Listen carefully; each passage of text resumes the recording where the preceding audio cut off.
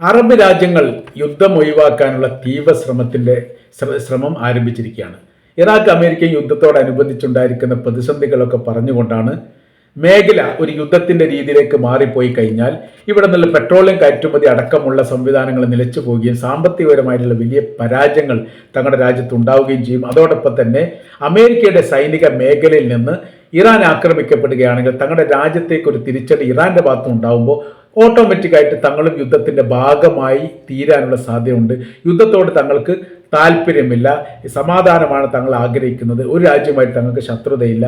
ആയതിനാൽ തങ്ങളെ ഈ മേഖലയിൽ നിന്ന് തങ്ങളുടെ ഭൂപ്രദേശങ്ങൾ ഉപയോഗിച്ചുകൊണ്ടുള്ള അക്രമത്തിനപ്പുറമായ രീതിയിൽ ഈ യുദ്ധം ഒരു ഗുണം ചെയ്യില്ല എന്ന് മനസ്സിലാക്കണം എന്നുള്ളത്, യുദ്ധത്തിൽ നിന്ന് പിന്മാറണമെന്നുമാണ് അറബ് രാജ്യങ്ങൾ ആവശ്യപ്പെട്ടിരിക്കുന്നത്.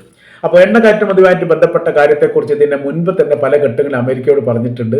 താളം തെറ്റുന്ന രീതിയിലേക്കാണ് യുദ്ധം എത്തിപ്പെടുന്നത്. ഇപ്പോൾ 3 വർഷമായി റഷ്യ യുദ്ധം ചെയ്യുന്നു. റഷ്യക്ക് വിജയിക്കാൻ വേണ്ടി സാധിച്ചിട്ട് ലോകത്തിലെ വലിയ സൈനിക ശക്തിയാണ്.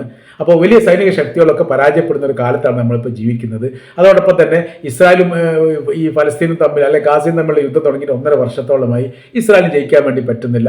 ഇങ്ങനത്തെ ഒരു പരിതസ്ഥിതിയിൽ ഇറാനുമായിട്ടുള്ള യുദ്ധം വിജയിക്കാൻ സാധിക്കുകയില്ല എന്ന് തന്നെയാണ് അറബ് രാജ്യങ്ങൾ ഇപ്പോൾ അമേരിക്കയോട് പറഞ്ഞിരിക്കുന്നത്.